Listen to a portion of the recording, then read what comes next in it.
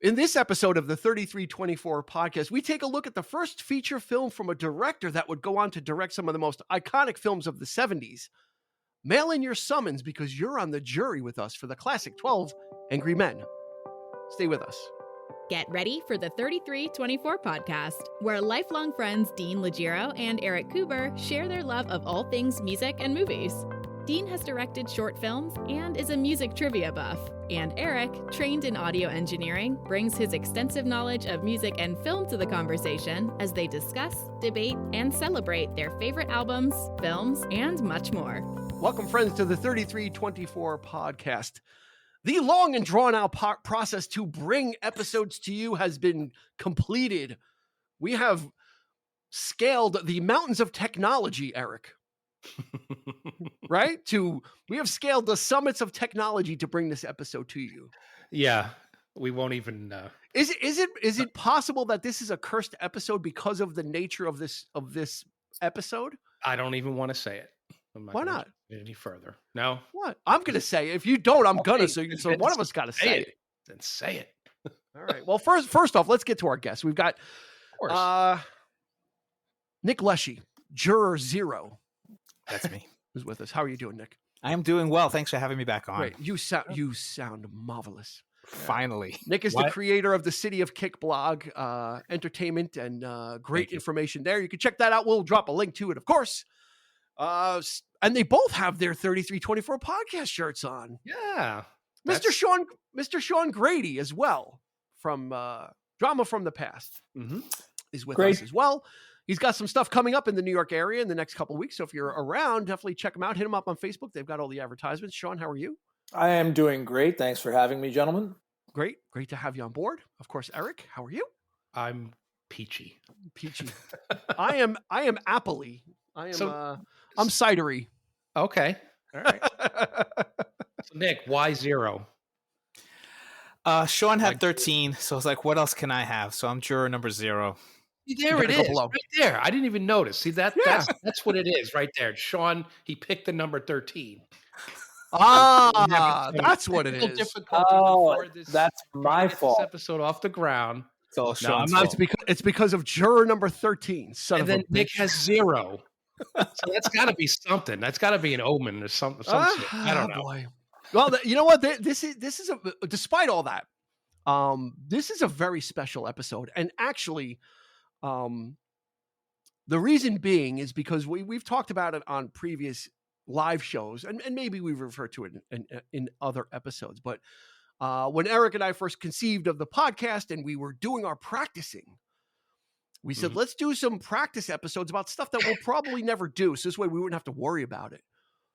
And the movie episode we did as a practice run was 12 Angry Men. Yeah. I did not know that. Yeah. I never, it was, we have it on video. We did it on video. We did a full run up episode as a practice just to kind of feel what it's like to do our music episodes and to feel what it's like to do movie episodes and kind of feel our way through that. And then we would put those into the vault along with a couple of other episodes that, we did. Why we chose not revisit them. Yeah, why did we chose 12 Angry Men? Stupid fucking idea because now it's 3 years later, I'm like, I want to do this movie. I want to do it with Nick and Sean. Yeah. This movie from the get-go is like it's pretty deep, and it's. Maybe like 3 years ago or 2 years ago, I might have watched it recently and said, "Oh, okay, we'll just do that." And we're gonna do like hit movies. We're gonna do like The Rocketeer. We're gonna do I mean, that's what we should have done to begin with. But I mean, movie. But I mean, it's a perfect point. Here's the beauty of that.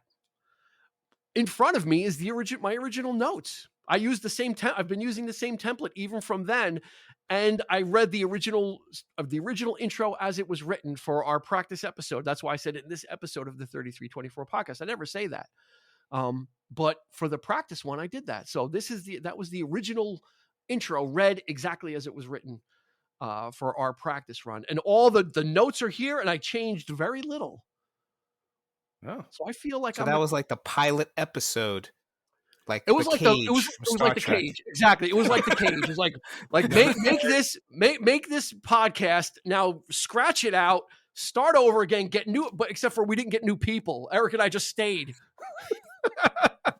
we didn't get two other people to be in our spot. We just said, the hell with it, we're coming back. We're glad you're back. Thank you. Yes. And here. Thank you so much. And we appreciate it. So yeah, for some reason recently, I'm like, you know what? We haven't done an older film in a while. And I'm like, you know what?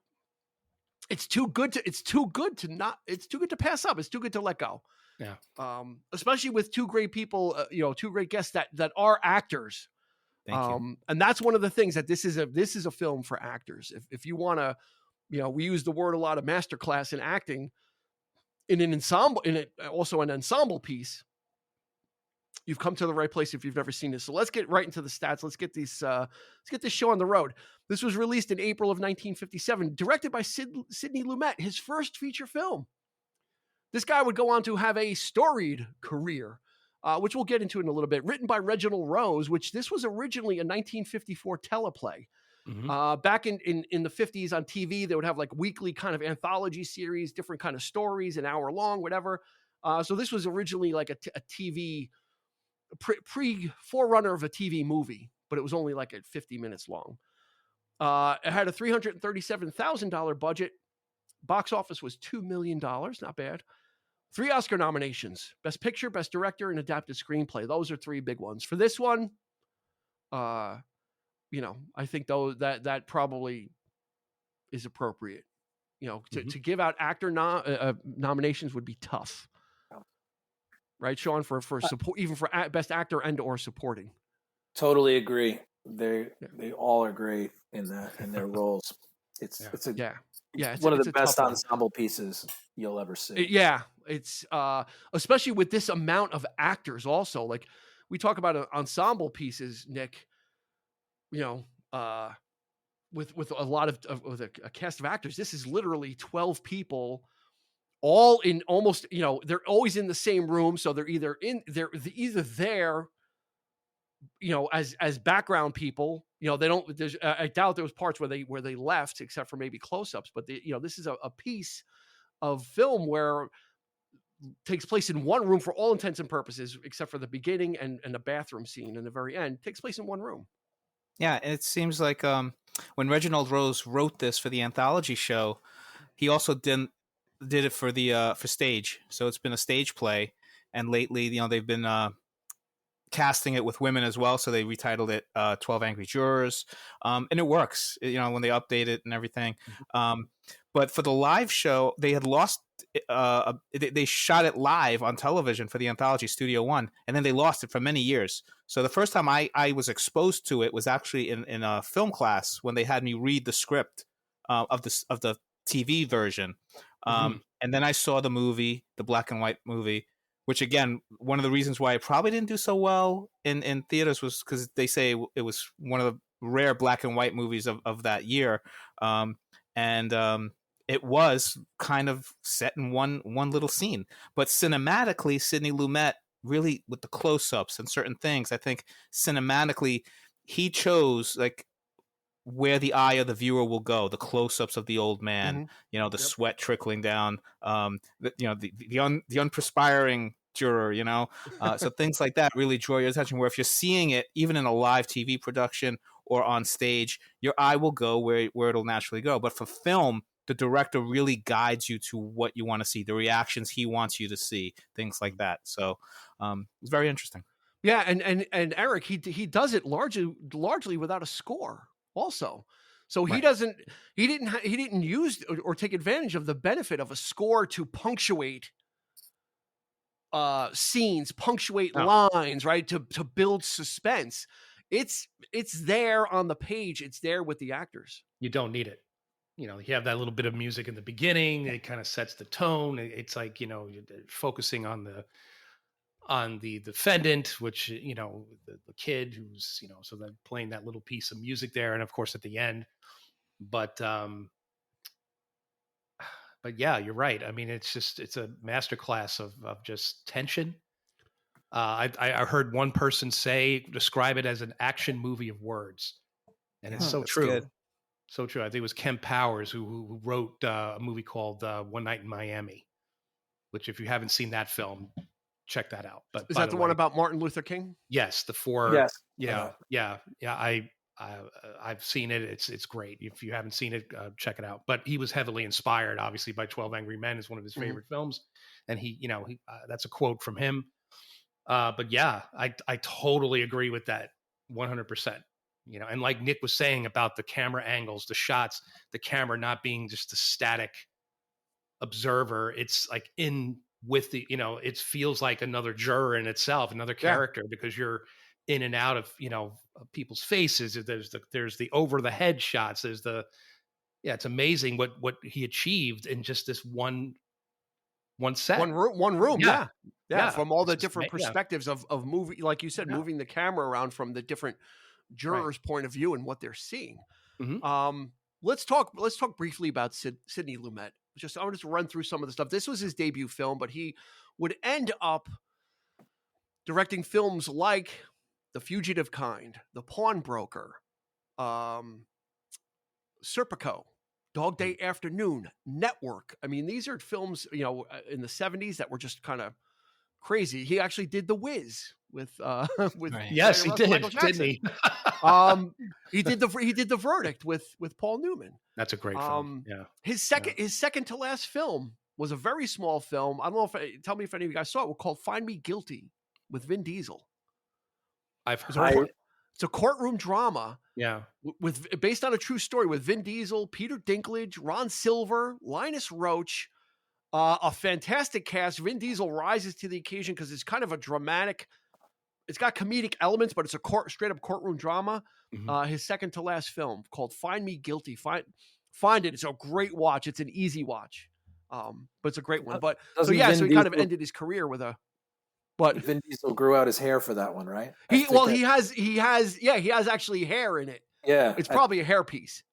Yeah, it's like thin. He plays like a mobster who's in jail. Well, I got to see this then. He's in jail, and I have to go check that one out. He's really good in it. It's just a great cast from top to bottom. It's one of those small sleeper films that kind of snuck by whenever it came out, like 2007 or whatever. But it's probably on the streaming services. Let's go through the cast. This is going to be an interesting. I think this is something that Eric and I struggled with. In our practice episode, and maybe that's why I chose this, is we're going to have to set some ground rules about how we're going to refer to these people because they don't have names. No, just and people may not know all the actors. So I think we'll end up doing a combination of things. So let's get into the cast first and foremost. Just an amazing set of people. Some names you may know, and some names you may not know. But what we've got, this is from Wikipedia, and this is in juror number order, probably the easiest way to do it. Martin Balsam as juror number 1. He's the foreman, a calm and methodical assistant high school coach. John Fiedler as juror number 2. Sean, where's John Fiedler from? Winnie the Pooh, right? Voice of Piglet. You got it. Oh, man. We all love him as shows in the 70s and 80s. But we all come on. We all love him as Mr. Hengist from Wolf in the Fold, Star Trek. That's what I'm thinking. Yeah. So John Fiedler is juror number 2, a meek and unpretentious bank teller who's easily flustered. Lee J. Cobb as juror number 3. This is our second film with Lee J. Cobb. We did On the Waterfront. Formidable. A hot-tempered owner of a courier business who is estranged from his son, the most passionate advocate of the guilty verdict. E.G. Marshall as juror number 4, an unflappable, conscientious, and analytical stockbroker. Jack Klugman as juror number 5, a Baltimore Orioles fan. I don't know how they know that. They do mention it in the film. Yeah. When he talks about the Yankees, and he's like, he mentions he's a Baltimore fan, so he keeps calling him Baltimore. He does. Yeah, I know. Jack Warden calls him Baltimore, but I must have missed how I thought he was just saying that. Okay. Baltimore Orioles fan who grew up in a violent slum and is sensitive to bigotry. Edward Binns as juror number 6, tough but principled house painter who objects to others, especially the elderly, being verbally abused. Jack Warden, juror number 7, a wisecracking salesman who's more concerned about the Yankees game he is missing than the case. Henry Fonda, juror number 8, one of only 2 characters that we find out the names of. That's what makes this a difficult episode to cover. So if you're listening, stick with us. Juror number 8, a humane justice seeking architect and father of 3. I don't know where they got the father of 3 from either. He didn't mention Because he they had any mentioned, no, kids. he mentions, yeah. He said I thought he said he was an architect. He said he had 3 Yeah, kids. but then the other guy talks about his kids, and he says he does have kids. So. Okay. He does. I don't think he says how many, but he does. Okay. Yeah, refer Yeah. to his kids. Yeah. Initially, the only one to question the evidence and vote not guilty. Joseph Sweeney as juror number 9, a thoughtful and intelligent elderly man who was highly observant of the witness's behaviors. Ed Begley is McCardle. Yeah, He's McCardle. And Henry Fonda is Davis. Those are the only 2 characters that have names. Yeah. Ed Begley is juror number 10, a pushy, loudmouth garage owner who is bigoted towards slum life people. He's probably bigoted in general. George Voskovic as juror number 11, a polite European watchmaker, a naturalized American citizen who demonstrates strong respect for democratic values. Robert Weber, who I think was the inspiration for Mad Men, as juror number 12, an indecisive and easily distracted advertising executive. That's your jurors. That's it. You've got 12 men of different states of anger. How do you feel about them mentioning their names at the end, those 2?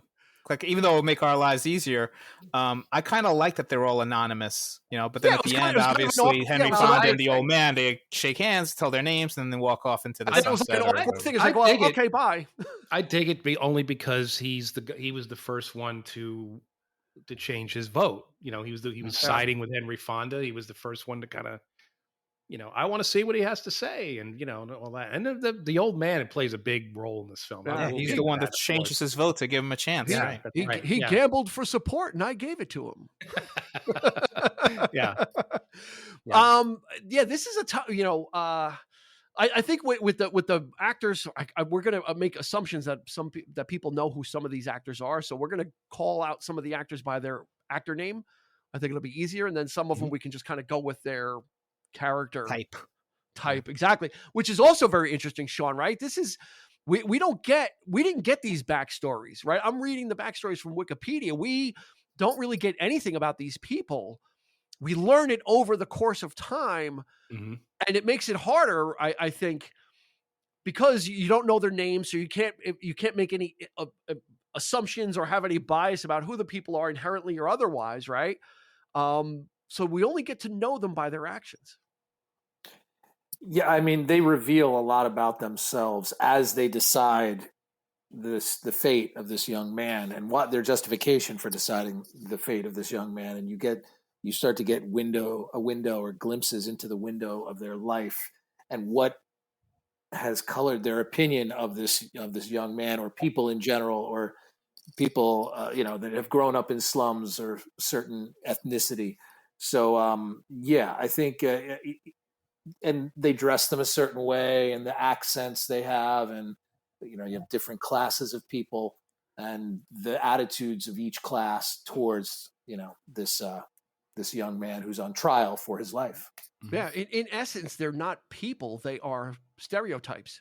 Right. They are in essence, these people, because since they're nameless, they just represent classes or types of people, right, Nick? It's kind of an interesting turn on it. Is you're, when they hired these people, you're juror number 7, who is a wisecracking guy. You don't really, and he's a marmalade salesman, and and he's, kind of, and that's all you kind of get to go on. You kind of have to build your, these people have to kind of build their characters on really not a lot of info. Yeah, and that's almost like how first impressions, how we kind of label certain people and judge them and be like, okay, he's the angry one, he's the quiet one, but. I think it works in this case, and I think that's why a lot of people, when they look at this story, a lot of like legalese theories have been said, well, if this was really the case, they never would have found him not guilty, or they would have they made too many assumptions about. They can't do that as a jury; they can only go by the facts, and But it's not meant to be like. It's a character piece. It's meant to look at people and humanity, and each one of these people kind of represents different facets of who we are as human beings. So in that way, like I said, I kind of, that's why they don't have names in the original, and they kind of lumped it on, Henry Fonda's the producer, first and only movie he produced, he didn't want to, he had a bad experience with this and he didn't want to do it. But I think that's why each one of them, as much as they are those kind of stereotypes though, they do come alive. They are believable, and you give that credit to the actors for taking those words and making them so passionate and emotional. I think it should be called 12 Emotional Men, because even though they all show little bits of anger here and there, but it's all these different facets of human emotions. Yeah, I totally agree with that, and it's more. I wouldn't call them stereotypical. I would say that they're just people of the time and all walks of life and what's great about it is that it's not forced down your throat. It happens in a gradual pace. Movie feels like would you agree that this movie is in real time? It feels like it. Yeah, Yeah. for The sure. story takes place in real time. Yeah. Yeah. So over the course of that, you get the this information, but it's not done in such a way where it's so expositionary. It's more of sort of like where, oh yeah, these are just regular, like Lee J. Cobb pulling out his wallet and he's like, yeah, I started with nothing. This is what a guy Right. would say. This is conversation that's happening in between before all Yeah. the stuff starts happening. So I like the natural, the writing is really well done in that sense. I think it's just a very natural, progression of these characters coming alive. So Yeah. yeah. They don't they don't introduce each character one at a time. Like, okay, here's this guy. You're going to learn about him. It's kind of, they throw all the guys in the room. And like you said, yeah, Lee J. Cobb. Yeah, I got the Beck and Call company, Yeah. and you learn, and then they move away from him and you just get that little piece. And then, That's right. Yeah. then you move to the next guy, he's a watchmaker and, they don't give you the backstory for every person at the whole time. You learn about like George Voskovic, the immigrant watchmaker. You learn about his love for democracy and the American way and what the values are. You don't learn that until late in the movie, right? So they don't, through the circumstances, that information kind of gets pulled from him in his interactions with Jack Warden when he's like, guilty or not guilty? Not guilty. Why? Because he's not guilty. Yes, yeah, no, so and he kind of, so you kind of learn about these characters through how they interact with each other. Not that they don't Yeah. say, except for Ed Begley, who's basically says he's a racist in that diatribe. Like everybody else, just kind of you learn about them through their interactions. How Jack Klugman is very meek and very kind of almost embarrassed. He's from the slums, and he kind of, that still has an effect on him and how people interact with him. So yeah, it's more, Sean, it's more showing and not telling, right? From character standpoint. Yeah, I agree. And it's interesting because you mentioned Jack Warden. Like, well, why do you say he's not guilty now? Because I just said it. Even that wasn't acceptable to, I believe it was the older man, or the watchmakers. Like, you can't just go along with the crowd. Like, that's what the people were doing in the beginning. Like, all right, let's get this over with. And Henry Fonda, Juror 8, says, no, we should at least talk about this. Mm-hmm. And then it started going the other direction, and the other guy kind of just jumped ahead. It was like, all right, I'll go along with it. And they wouldn't let him off the hook, which I liked about that. Because you really got to think this through. This is somebody was killed and somebody's life is on the line. It deserves a discussion. Yep, Nick. I was saying, adding that scene at the beginning where they add the judge saying this: if you vote guilty, he's going to die.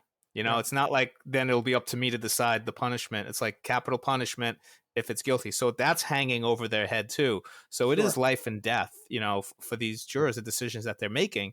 So they really want to think it through, like Sean said, and you can't just flip a dime and be like, okay, let's just get out of here. I got to go see the Yankee game. Yeah, Eric, before you jump in, since Nick mentioned the judge, I have to now throw in a bit of trivia.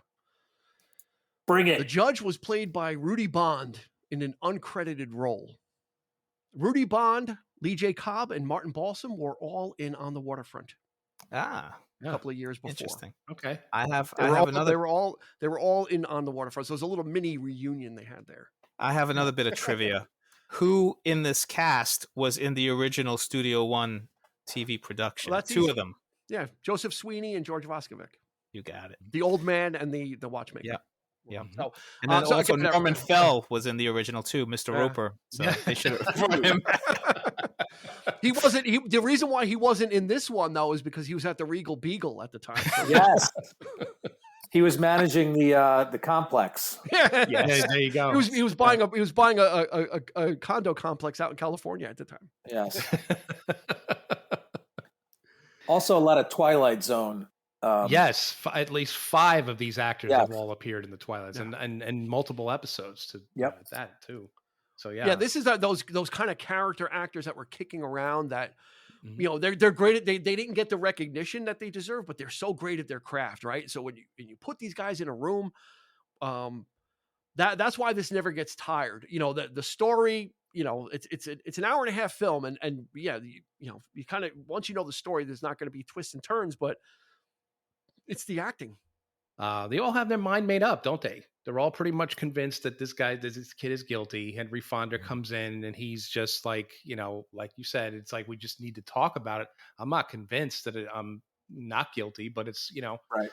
but it's interesting to see, like, through the arguments and through the, they find they find a passion within them.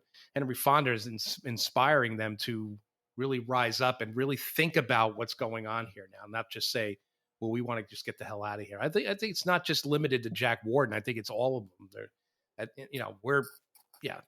This is an open and shut case. It's, but, and Henry Fonda just, one by one, it's like, he's like, but then, it's wow, and it's just the interactions, like Dean was saying, are just Yeah. golden. Yeah, Golden. it's those preconceived assumptions that people come in Yeah. with, right? With that the jurors kind of, yeah, let's, we can get this done in an hour. We can be done because, Yeah. on the surface, he's guilty. And like Nick said, that law people have looked over this and said there's so much circumstantial evidence that this would not happen. But like I said, that's not the point of this film, is to more importantly discuss or explore the nature of people, right? And how they interact with each other and what kind of preconceived notions, which leads me to the way the film is structured, the way the jurors are structured. We've got the first three, the first three and the last three kind of are opposites of each other, right? The first juror to vote not guilty is Henry Fonda. The last one is Lee J. Cobb, and those are the polar opposites. He represents hyper emotionalism, and Henry Fonda represents compassion. He's just saying, I'm not saying he's guilty or not guilty, but let's have some compassion and check it out. And then Joseph Sweeney, the old man, is the second one in, right? And he's the one that was battling with what's his name? E.G. Marshall. No, E.G. Marshall. Okay. Who was the other one, that he was one of the guys on the other, who represents logic, and kind of Joseph Sweeney's a little bit more of the observer guy, and they were clashing. And then Jack Klugman was the third one to vote not guilty, who was the polar opposite of Ed Begley, the racist, right? He was the guy, Jack Klugman was from the slums and had that bigotry, kind of experienced it, and then Ed Begley was the guy that was the bigot. So it's interesting that the first three not guilty and the last three guilty to change. Everybody in the middle, all the other jurors are kind of middlemen, right? They're kind of, they can be swayed, but the first three and the last three really are kind of like almost polar opposites of each other as far as characters go. They're kind of matched, even though they don't go against each other that much. That it's kind of like the character stereotypes are kind of matched opposite to each other. Yeah, I almost got the feeling that Jack Klugman was relieved that he could change his vote, and that he realized the error of his ways of kind of just going with the mass, the majority at that point. And what I don't understand is why the old guy was, again, for the conviction right off the bat, because he had a lot of thoughts that he brought out and a lot of good points. And I'm like, well, why was he in favor of the death penalty right off the bat? I think it speaks to what his part, and when he was talking about the old man on the stand. I think he totally identifies with that old man who's lonely. He's and when Ed Begley shoots him down, he's like, "What do you know about it?" And you just see the look on his face. He's just so broken in that moment, because he's trying to make a point, but he's also, I think he's talking about himself too. Sure. I totally understand this, man. It's important to be quoted. It's, all this kind of stuff. And I think maybe everybody kind of just came out of their shell as a result of this. And it's like, you would think that, but where's when you're on a jury, if you have any kind of bigotry or any, you would not be on that jury. No. So it stands to reason that these characters did not reveal these things beforehand, because it just, that doesn't happen. But what I mean? Everything comes out. Yeah, everything comes out in this room. and you get to know the truth of these people. And Yeah. despite, so I think, there's little things like that just like, you're scratching your head, but it's like these little character beats that really, it's also, it's a personal thing about everyone. There's a little bit of something in this for everyone, Yeah, Like, because everybody was basically a flat character when they came in. Yeah. That's a great point. Is McCardle was kind of like just an old man that was just going to kind of go with the flow. Yeah. And kind of be that forgotten guy until Mhm. this thing happened, and he had the opportunity to be what the guy and the old man on the stand was, to be heard and to be listened to and to be quoted, Yeah. and things he'll never be. And yeah, he was able to take that opportunity. Yeah. How many of you have actually served on a real jury? Never. I've been dismissed from some. I've been called I've twice, actually, but I opted and out. I've been a foreman on a jury too, and I keep Really? thinking about the movie when I've served on it. I You don't care what you do. Is that you, Nick? I don't care what you do, fella. You want the seat? You want to be the foreman? Hey, you want to take care of this? What, you got a better way to do this? But I gotta get this out. Who the fuck wears a tie with a polo shirt? Martin Balsam does, and he wore a jacket with it too. That's right, and he friggin' rocked it, didn't he? But nobody wears a tie with a polo shirt. High school football coaches do. Yeah. High school football coaches do. In the 19th, he probably hasn't worn a tie for forever, and this was right. He probably never wore a tie. Never. He probably didn't have any suits because he's a football coach. So he wore the but polo with the tie. But that is a little. That's just another nuance. Yeah. The details, the nuances of this thing. Of these characters. Yeah. But like as a real juror, like I sometimes feel like you have to. You notice things, but you're like, I'm not supposed to notice that. That's not my duty. That's not my job. And I think a lot of these characters, they reveal that. Like at first, they're like, okay, it seems like he's guilty. Seems like a cut and dry case. And maybe even juror number 8, Henry Fonda, thought the same thing. But he was like, look, the man's life. We can't just, let's talk about it. So maybe in his mind, he had some doubts, but he was leaning towards maybe guilty too. And I think once he opened the floodgates, that's when like the old man was like, okay, I'll talk about it. And then, did you notice this? Did you notice that? And suddenly everybody was like noticing things, because it wasn't just juror number 8 that was bringing up all that stuff. It was, you notice all the others are starting to pick up on these things and mention the glasses and, so. Living near the L. Yes. Your house. I painted a house near the L, and you couldn't hear. You couldn't hear anything. So and that's the thing too. It's like it occurs to him as it goes along too. He might not even be thinking about that, but then as he's oh, wait a minute now, like, and how things just come to you, like it doesn't even have to be in the transcript. Little details in the but they're probably half asleep, right? During a lot of that stuff, right? It's might have been from what you understand, it's like the lawyers weren't all that great. They would given a pretty shitty case on both sides. So and now once they start saying all these things and like, oh, you should have asked him this, should have done that. Right. Now suddenly the doubt starts creeping in, and like people are saying, like in a real life situation, it's coincidental on the other side that all this stuff would have happened to kind of, maybe somebody framed him or whatever, but the fact that they're bringing it all up, everybody's starting to doubt, and then I wonder those last two, if they really thought then if they were, he was not guilty, or if it was just like they were beaten down, like the guy who was the bigot, he was just kind of like sitting there, and then finally like, Well, and then the angry person also, like he rips up his picture, and so yeah. Well, I think there was some cathartic moments going on there, like with the scene with the bigot, right, Sean, where he's kind of going on that rant and everyone's slowly turning away. And then I think he goes in, and E.G. Marshall's like, sit down and don't talk again. So I think, the funny thing is in that scene, everybody gets up and stands and turns away, except for Jack Warden. He still sits there. He's not facing him, but he still sits there. I think that talks about the kind of the way he is he doesn't really care about this one way or the other, because he didn't have, someone's got to break the tie, so I'll change it. So he's just kind of like still like that guy who he doesn't seem that it's a bad thing or a good thing. He's just like, whatever, I'm not gonna get up, right? Sean is just kind of, I think yes, and I don't think he's the only racist in the like. There's some comments made by the Jack other Warden, too. characters. Yeah, I mean, but he's just like he's real. Like he's like people make statements and they make generalizations, but this guy was like all in, and it wasn't landing anymore. And they're like, well, I don't know if that's how we've, and it kind of like. It took the air out of the room, and he realized I'm alone on this island here, and not everybody shares my racism, my bigotry. Yeah, And full he mask realized, off. right, that was, that was informing a lot of his reasoning for putting this young. And you know what? man to death. You make a good point, Sean, because maybe that's why Jack Warden didn't stand up, because he had basically a similar encounter with the watchmakers. Like, oh, they come to the country, and then they're telling us how to run the show. Yeah, right. Type of thing, right? So it's those same notions.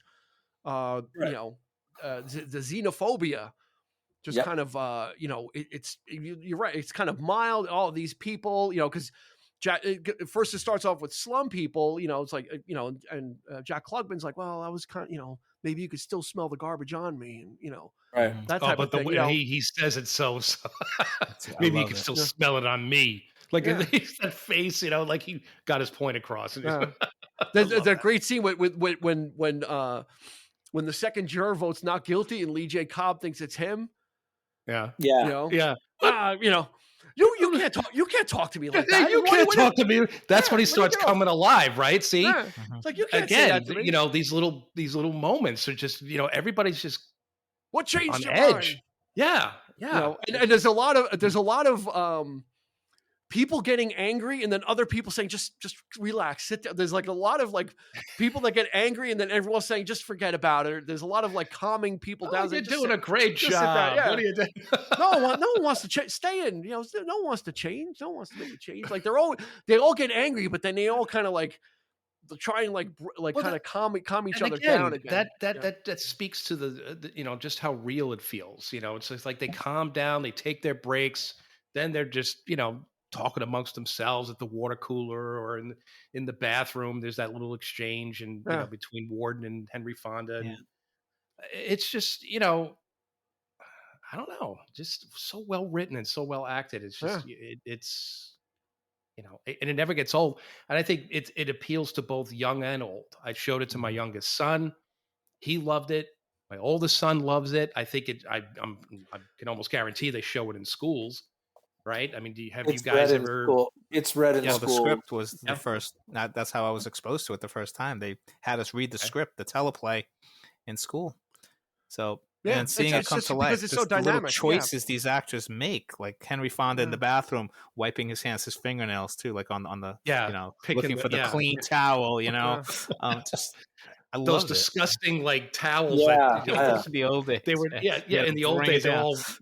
It wasn't that long. When you got to like the end of it and it was dirty again. It's like I'm wiping my hands with a dirty thing that was in there. Like I'm sure there's like brushes in there to wipe it off, but it never worked. Oh, it's nasty. Yeah. So she had marks on her nose from glasses. What does it mean? Well, Lee J. Cobb. You know what that reminded me of? Like, I feel like my cousin Vinny, like all the things he notices about, it was like very my cousin Vinny. Like I started thinking about that, the grits, and you couldn't have cooked all the little details, all the little things. But these jurors are figuring out what the lawyers should have been figuring out. Yeah. In the case, especially the knife part. You wouldn't, like I was listening to somebody talk about it, like the fact that Henry Fonda went out and got a knife just like that and brought it into that would never be allowed. Like, what's even more amazing? They never would have allowed you to walk the streets of where it happened. That's, nowadays. Even more amazing is at the very end of the film, they pan across the table and the fucking knife is still there. He left it in the jury room. That if a DA saw that, it's like, what is that knife doing in here? He didn't even take it back with him. Yeah. It's like that could I was thinking about it today. I'm like if somebody saw that would kill the whole case. That would like taint the whole thing. Yeah. Yep. It's a couple other things you notice. Henry Fonda dressed all in white.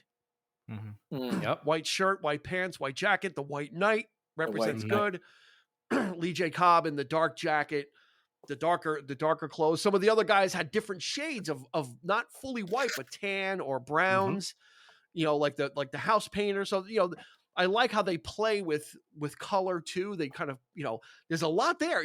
That's one of the great things about this film. There's a lot to unwrap with, how the characters are paired up, what order they decide to tumble in, how they're seated, how John Fiedler, who's very meek, is right next to the big and bullish Lee J. Cobb, and he doesn't really pay him no mind, and just visually also they kind of, John Fiedler is kind of small and Lee J. Cobb is big, and when they're framed together, he's kind of, it really kind of plays on the meekness of John Fiedler's character also, loud mouth. How about those cough drops? Sean's getting a boat full of impressions today. So somebody wrote an analysis on the film too. There was a little bit of a metaphor when Balsam, when it starts to pour, and there's that little exchange between Balsam and Rifana at the window, and they close the window, and it's like he's talking about how he's a football coach, and so where they're at right at that moment where I forget exactly what the I think it's tied close to half, close to half, if not tied, So I think he was talking about the game, and the same circumstances happened in the game too, where they were tied, and it starts to pour, and the rain just kept coming down, and it was just like, so that was interesting. It was also interesting that what he says, like it's coming down like cats and dogs, like they're changing their minds like cats and dogs, like all of a sudden there's this flow of the characters, people flipping over. Yeah, that's right. Yeah. So it's really going deep. No, it is. You know what? It's a film that can be pulled apart like that, though. And, absolutely. And the beauty of it is that it's so simple. It's not an expansive, epic film. It takes place in one room, so you really get the opportunity to focus in on it. You're not distracted by set pieces and action and all this other stuff. You're forced to be in there. Like Nick said, you're like the 13th juror, really is kind of you're privy to everything that's going on in there, and the fights and the calmness and the chat, the bathroom chatter. There was the great one between E.G. Marshall and Lee J. Cobb when they're in the bathroom also. He did a great job of baiting you, about I'm going to kill you. He's just just baiting me. He's like, well, he did a great job of it, and he walks away. He's so cold, but he makes his point. Yeah, right? he drops the truth bomb on him. He's like, that's it, and that's what's great about it, is you get the cold logic of E.G. Marshall, who's just kind of like, like I'm looking at this, he's probably the most detached from it. He's the least emotional, right? I think Jack Klugman says, someone says, do you ever sweat? He's like, no. Yeah, I don't. Until that's trickle. Yeah. Until that, and the most important probably beat of sweat in cinema outside of Total Recall. That's right. Is it just starts coming down when he's getting quizzed about where he was, what movies he saw. He's like, Barbara. It's so subtle, but so perfect. Like, it's just like and he was one of the holdouts. He was right up until the end, and he's not angry about it. He's not stubborn about it. All he cares about are the facts. Yeah. And he reiterates any doubts. Yeah. Finally. Yeah. And he reiterates, and he goes, now I'm convinced. Now you convinced me. He's like the Spock of the jurors. Absolutely. Right? It's like logic. Like, no, it's like he just, and he almost kind of flipped it at the very end, right, Sean? Because he's like, the woman said she saw the murder from across. It's irrefutable, and they have a shot of Henry Fonda there, and he's kind of like, "Oh shit," like what about that? Yeah, he was just as much of a force as Lee J. Cobb is the loud, but he is the calm force of reason. Like that, you have to pay attention to him even more. And that's where like the the angry guy is like always. When he says something, he's like, yeah, listen to this man. But then when somebody else brings up some logic, it goes against him. He's like, I don't care. That's not, what does that mean? It's like, it's funny, like what you weigh when it leans towards your perceptions, right? The woman testified in open court.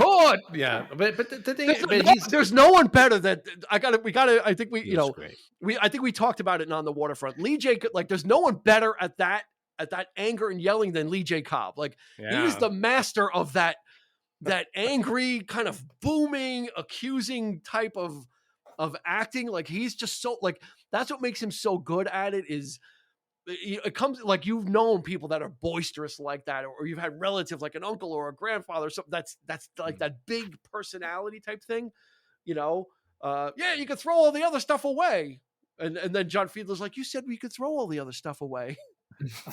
And I think that's why a lot of actors would lean towards that character, because it is the more showy of all of them. You know, that's the one where you get and he got nominated for a Golden Globe. He got nominated for all these other awards. And Didn't get nominated for the Oscar, right? But Let's go there, Sean. If you were gonna cast yourself, you're mounting the production. Oh wow! Are you gonna go for the glory? Are you gonna go for the Henry Fonda role? Is that? Are you gonna do it, Sean? Wow, tough, right? I should have prepared for this question. You kind of know it was probably coming. I should have, and I did not. What I Nick, want, you're next, so I don't think I wouldn't turn it down. But if what would be the most interesting or fun for you to play? Of course, you don't turn. I would say the Lee J. Cobb character, absolutely. Maybe and the E.G. Marshall. I like those. I think they're challenging. I like to play like something against, type. You know, yeah, the E.G. Marshall is kind of difficult because there's a room full of people that are so passionate, and you got to keep remains steely in his reserve. That's a doesn't challenge. fall into any of the traps, right? Yep. So that's a good choice, Nick. I see you as Jack Warden, Nick. Yeah, or I like Jack Klugman's character too. He's kind of more down. But the showy part is Lee J. Cobb's. I mean, that's the one where you want to yell, you want to be like the Al Pacino, screaming and overacting, but doing it the right way. But juror number 8 too. That's the guy. He's the one beginning to end. That's like making it all happen. When I'm older, I would love to play the old man. What a great character that is too. So every single one of these characters has their showy moments. So that's why actors love to do this play. And I'm glad now that they've broadened it up with the William Friedkin version. You had African Americans in the role, updated some of the dialogue to make it more contemporary. Stage plays now they have they diversified it, so you have women in it. So 12 Angry Jurors, great roles. So there's not a bad one in the bunch. And that might be the only thing dated about the film too, is the fact that there's no women, right? No people of color. I mean, there is the watchmaker he represents, I guess, that demographic of the immigrant, the immigrants that came over. Exactly. But despite that, it's so relevant. It doesn't lose that message. Those things are just so. Yeah, because those people, unfortunately or unfortunately, there are still those type of people that are around today, and I think that's what's timeless about it is the portrayals. Even though the dialogue might be dated or a little stilted, but not really. They they refer to they don't say daddy-o and stuff like that, so it's not like that. But but those people are real people, right? There are still people coming to this country, pursuing the American dream and have that love for So they're all those themes carry through. It's just and there's the themes about justice still carry through. So it is it's not a dated piece in the fact that it can be updated absolutely without, and like you said, without many changes. It's just kind of you tweak a little dialogue here, you take out some smoking or whatever, and you've pretty much got it preserved. There's not a lot that you don't have to say, oh, this takes place in 1957. It can be contemporary of its time. You might throw in some air conditioning. No, although some of those jury rooms, they're old, man. They don't. Some of them didn't have air conditioning. Did they film this in New York? Was this the New York? It takes place in New York, so I guess it did. I would assume they did. Because I go to the one in the Bronx, right? When I had to do my jury, and those steps. When I walk out, I always picture that final scene, of and those windows are like the old-fashioned windows. You can't just, So now they have a new one that's more up to date, but some of those old ones are still the same, the Yeah. fact that it's the hottest day of the year, The heat, yeah. it fuels the fire. Like Yes. that's what gets them.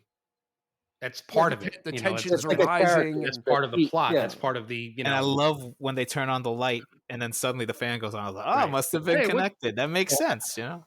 what's with this fan, huh? That's a stupid thing to do when he throws the the old man. that was a damn stupid thing to do. Oh, I'm sorry. You know, $27,000 a year selling marmalade. You know, yeah, just a lot of those great. You know, the thing is it's these slice of life characters that all get thrown in together. That don't like. Yeah. I don't see like the house painter guy.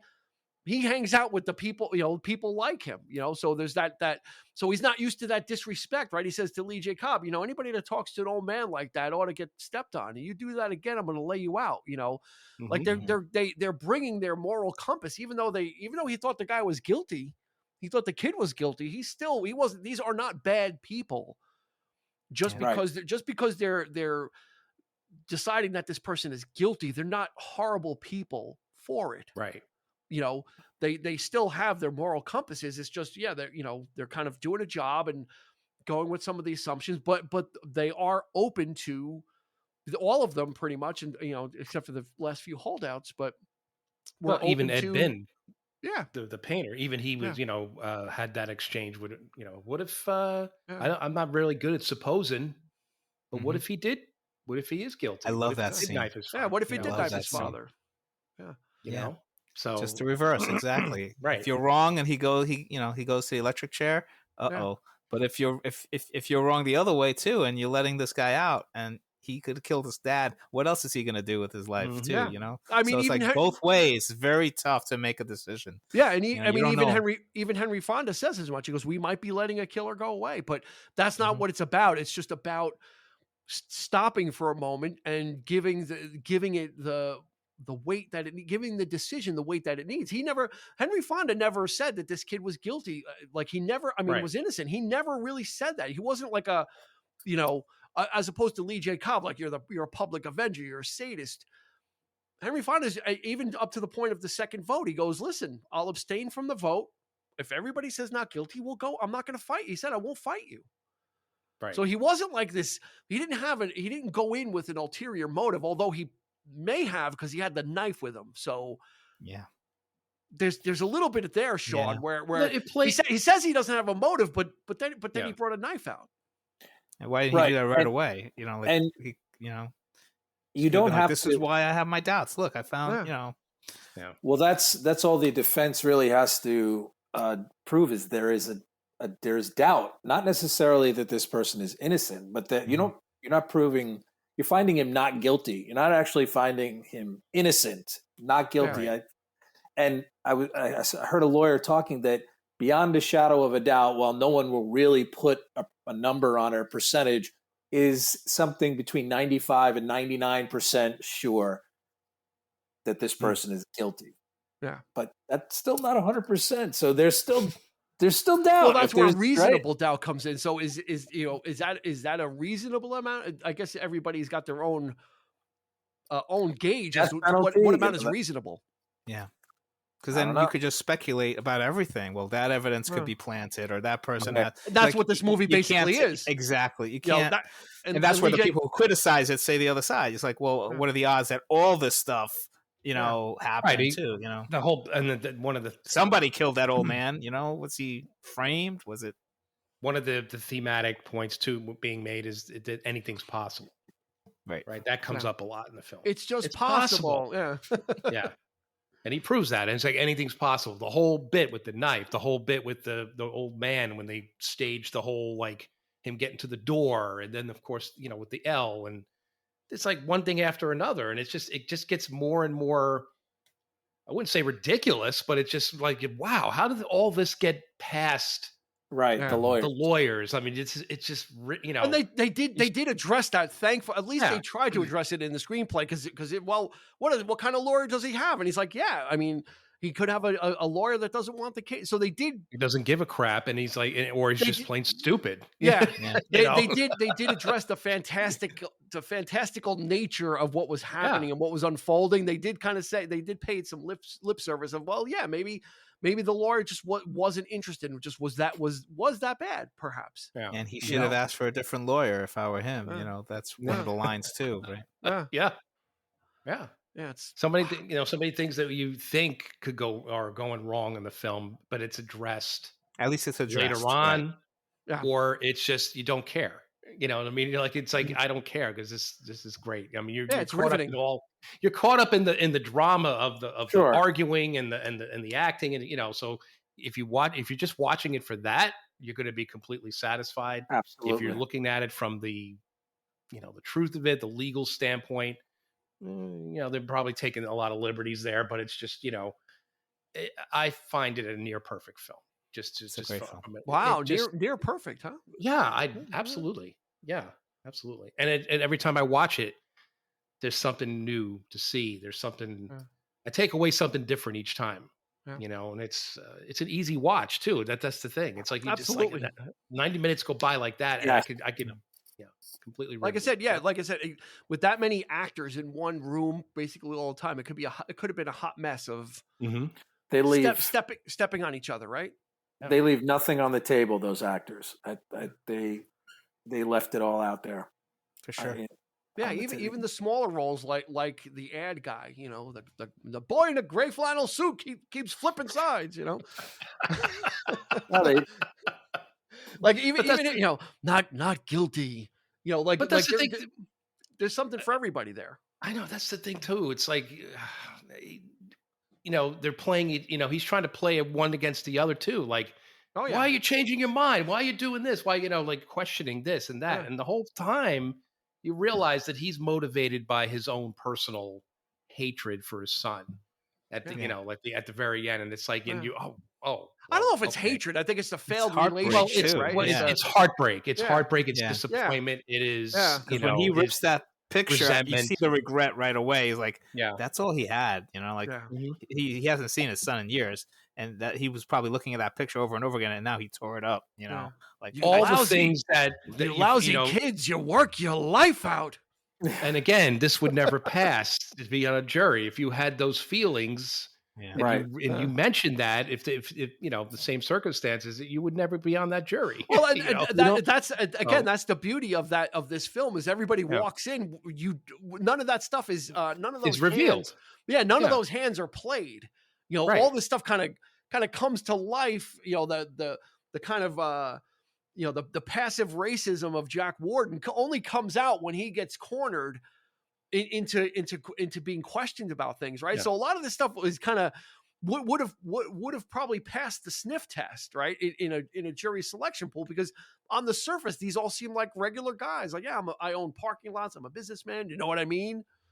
So like all these people, but once you kind of scratch a little and you get these guys in a room and things get contentious, that's when you start to see the compassion of other people or the bad side of other people, or just the apathy. I would say Jack Warden and the ad guy were probably the most apathetic. That just kind of, And the defense attorney probably obviously didn't care. So he's like, he's probably racist, but who cares? Let's just want to get out of here. Take him. I'm not going to fight it. So, and then you get a really great ending. It is just, I think that's what makes this a perfect film is Lee J. Cobb breaks down and says not guilty. Martin Balsam immediately gets up, goes to the bailiff, whatever, says we're ready.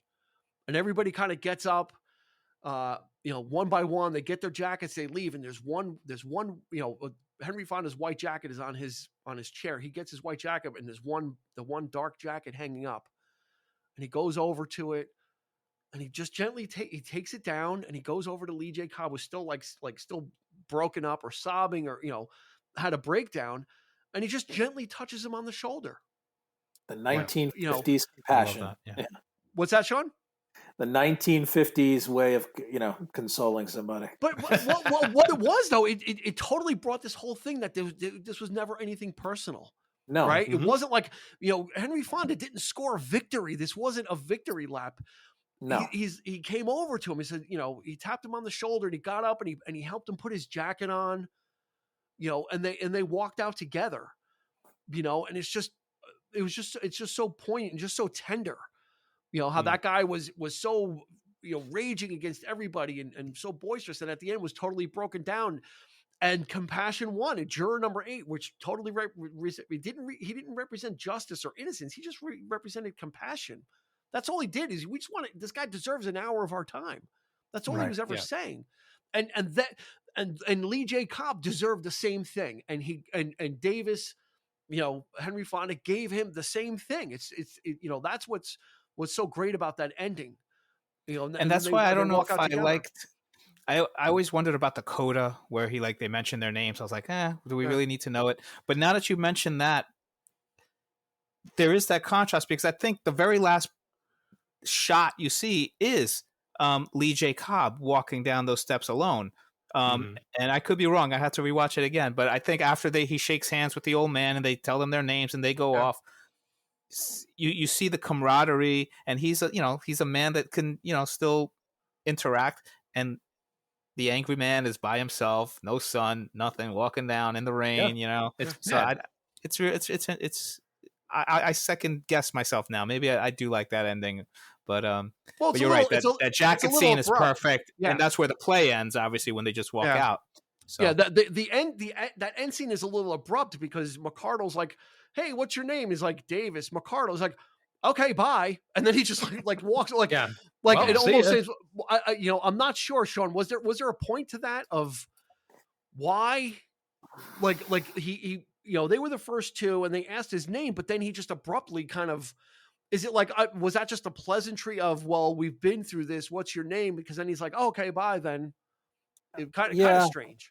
It is strange. I do think it's strange because it doesn't go anywhere. And you don't will these guys ever see each other again? And if they see each other, will they remember each other's name? I don't know. The guy, maybe that's what it was supposed to be. I would have been fine with him just putting the jacket on and walking out. I don't think you need that last part. At all. Maybe by giving those two people names, it brought us a sense of humanity that these were even if it's just that awkward, stilted. And maybe that's what it is. We're going back. We did this, and I'm going back to my life. But they're the most humane of the 12 men. Yeah. So, and then the end credits, you have what I love when you show the actors with their names, the character. So I always love that. It's kind of like a curtain call for me. They did that in Predator. I just think despite that,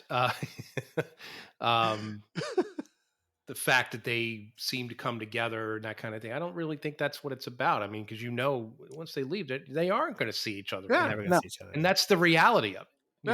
It's like Dean was saying, it's not personal. It's just, this is what, they were called to do. And now, it's but I think maybe they owed it to each other to know their names a little bit. It's like, hey, what's your, so at least he's got that, so they walk away knowing that there's a little bit of that connection, knowing full well that they're going back to their lives and the way things are. He's just going to be the lonely old man again, probably. You see Jack Warden, he's running down the stairs. He's getting to that baseball game no matter what. Despite, him being called out, by the watchmaker on it, you would think that he would just take the tickets and rip them up. But no, of course, that I'm going to the game anyway. He didn't learn anything. Sean? Yeah. Nick, you served on a jury. Do you keep in touch with any of those people? Did you ever never saw any of them in my life? Just the murderer he put away. Did you give your name? Nah, no names, man. You were the foreman. You were juror number 1. You're not juror. He said his name was McCardle. Yeah. I'm Davis. All right, so let's kind of. Did you see what? If you want to see the Lost TV, it's at the Paley Center for Media in Manhattan. They actually found that lost footage. It's on of YouTube. the live broadcast. It's on YouTube. So you can watch it on YouTube. It's on the Criterion disc. Nice. Yeah. On YouTube, just do 12 Angry Men Westinghouse, because it was on the Westinghouse Theater. Yeah. And Robert Cummings, who was or Bob Cummings, he was a big character actor in the 40s and 50s. He was in the Henry Fonda role in the TV version. Very similar. He's got that very similar kind of everyman Mhm. He was, Robert Cummings was kind of that everyman actor also in during that time, but he was more of a character actor. And I also recommend the Friedkin version. I mean, it's not as good as this one, The but the freaking, cast, Ozzy, the freaking version. Friedkin version. May he rest in peace. But Jack Lemmon and Ozzy Davis and George C. Scott. Was it Great cast. Gandolfini in that too? Yeah, Gandolfini was in it. Really interesting casting. I liked it a lot. Yeah. Again, when the material's that good, you can plug a lot of people into it if they're and get them all on the same page. It's going to be great. All right, as we wind down, let's try and can we parse some favorite scenes out of this? Is it possible? Favorite lines, favorite portions, or favorite character? I mean, it's going to be easy to say Lee J. Cobb, and pretty much everything he said is quotable, right? Yeah, he's my favorite probably. But I do like the bathroom scenes. The bathroom scenes where, like I said, it's the meticulous character study of Henry Fonda's character. But then also when he says to him, he's like, what if the reverse? What if we're letting out a killer? So that really hit me. I was like, wow, so I like that scene. Sean? Favorite scenes. I find the Jack Warden stuff entertaining. I think he's kind of like, he lightens the mood in some tense moments, and just by some of the dopey things that he says. It kind of reminds me of Ed Norton, like in The Honeymooners. Yeah. So I think he lightened the mood for me. So I enjoy his work in this because I think killer. Necessary. Okay. Yeah, I think it. So Jack Warden scenes. I don't have one in particular. Yeah, I don't know if I don't know if it's a favorite, if there's a favorite scene or quotable, but I think I want to pay some credit to Ed Begley, because he probably had one of the hardest jobs. He wasn't, because he's just so, Lee J. Cobb represented emotion, which is different. He's very emotional about things, and he let his emotions get the better of him. Ed Begley was just an angry, bitter, bigoted person. And that's a tough thing, like to kind of be in that room and really if there was a villain in the room, it was him. Sure. So and it couldn't have been an easy thing. It couldn't have been an easy thing for him to do. Because the stuff he says is just vile, even for its time, even for 1957. So probably some appreciation for Ed Begley, who was the father of Ed Begley Jr. But the guy probably had one of the tougher jobs in that whole thing. But none of his lines are quotable, because except for what I mean, everything else is just like just awful, But they don't talk right or something. No, they don't talk well. Yeah, correct. It's like, that was great. Yeah. Eric, what do you got? Well, if I had to choose, I'd probably go with the old man. Joseph Sweeney. Why the close-up? There's a lot of those weird, and his eyes kind of like one, and he's just like that grin on his face, like that. Those, but interesting. Oh, I see you wear glasses. Yeah. Very Twilight Zone. I didn't notice. Yeah, exactly. It adds a little creepiness to it, but I don't know what it is. But because his were extreme. His were extreme close-ups. They weren't just like the other guys were kind of like close-ups. His was like his whole face, like no forehead. That's right. But I think the scene Perfect with Vision 2020, yeah. No, the scene where Begley, calls him out. It's just like, what do you know about it? And it's just the look on his face is just absolutely, you know exactly what's going on there. And it's just, oh God, you just feel so sorry for the guy, yeah. And he broke the case the second time with the eyeglasses. Yeah, that's right. Yeah. So he's just as important. He's just as, he does contribute. He does, he does everything that he's thinking this old man is, and what he thinks he's relating to, but he's actually, he is important, Yeah. So, but that's And I think the older we get, I think that For sure. we're starting to feel that way. We're starting to, so it's almost relatable now. The more I watch it now as an older man. So yeah, you just want to be able to. Well, am I doing we the are right thing? we are quotable as of this Well, podcast. I hope so. And all of our appearances, we are quotable and quoted, so we don't have to worry about that. I don't think. But yeah, no, this is if you haven't seen 12 Angry Men, God, What's your favorite, Dean? Did you mention it or no? I mean, I kind of I like a lot of the reactions that people have, like when Lee J. Cobb attacks, like when he attacked Jack Klugman. I loved Klugman's reaction to it, because at first Lee J. Cobb was walking behind him and he's like, oh, you're bleeding hot, you're the one that, and Jack Klugman didn't realize he was being talked about. He was like sitting there and Lee J. Cobb's talking about him, not really. Then all of a sudden he like looks up and he's like, wait, you're talking about me? Mm-hmm. And then he gets up and you can't talk to me like that, So and then the switch, with the switchblade, that scene with the switchblade with Klugman, I think he would have gone for the, grown up with the garbage on the stoop, and you realize it's true. You wouldn't be. Yeah, he goes. I think he would have went from that way. So Jack Klugman had he's known as Oscar Madison and Quincy, and but this was even before Pip on the Twilight Zone, right? Yeah. So I think that's kind of an unsung performance, easy to gloss over because it's Jack Klugman. It's like, oh, okay, it's Oscar Madison, but no, the guy had some acting chops. He really kind of portrayed this kind of, not as timid as John Fiedler, but kind of like the next one up on the list. So yep.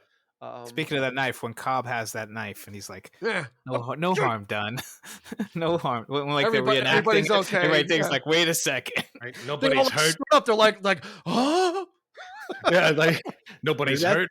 Huh? Yeah, was that the best idea? Giving these angry men a hey, what are you doing? Yeah, all right. No I'm 6 or 7 inches smaller. All right. This is how I do it. Too much. Yeah, if you haven't seen this movie, check it out. It's actually available for free. You can watch it on Pluto TV, which is a great app for just movies and TV stuff. You can watch it for free there with commercials, but it's no big thing. It's such a great. This is one of those actors' movies, and this is one of the ones that we love talking about. And it's great to be able to still appreciate that stuff, like timeless. Even though it's 1957, this is a timeless film because the acting is like I said, it's not dated, it's real. The emotions are real. I don't know how. There's not much behind the scenes about how much they rehearsed or what it was, but God. If there wasn't a lot of rehearsal, even more kudos because these guys brought their A game. We're just able to kind of mesh and put it on film. So, and kudos to Sidney Lumet, first one out of the gate. It's a great scores an Oscar nomination. So that's going to do it for this episode of the 3324 podcast. If you've been with us this far and you're listening on your favorite podcast provider, go ahead and give us a 5-star review, right? It's the right thing to do, Sean. Wilford Brimley would say it's the right thing to do. 5-star, right thing to do. Did you know that in Cocoon, Wilford Brimley is basically around the same age that I am now? Yeah, they did a thing with Paul Rudd and Wilford Brimley, like side by side. He looked like 80. Yep, the bushy mustache. He's only in his 50s. He's like 55. He looked older than The Thing, for God's sake. Yeah, that's just a few years. I mean, that's what 5 years before that. Yeah, it was 3 years before the Cocoon, right? Yeah. So I don't know why I said that. Well, kind of like after show material, but anyway, you got after show material during the show. So anyway, that's going to do it. Check us out online. We're also on Facebook. Great, vibrant community. These two gentlemen are there as well, involved, getting it done. Nick Leshi, City of Kick blog. Thank you so much for joining us. We're going to drop that link. Thank you. Sean Grady, Drama from the Past, hot and heavy right now as of the publishing of this episode. So go check out the great work that he does. We'll drop a link in there, and you can follow him on Facebook and find out all the great things he's doing. And me and Eric will go back into the cryostasis tubes and go into the deep freeze until the next episode when we get released, and then we figure out what we do. We go into the back to tanks and get healed. And then we come back out again. So. Until Chrysanthemum just wakes us up and rips us out of our sleep. There you go. Yep.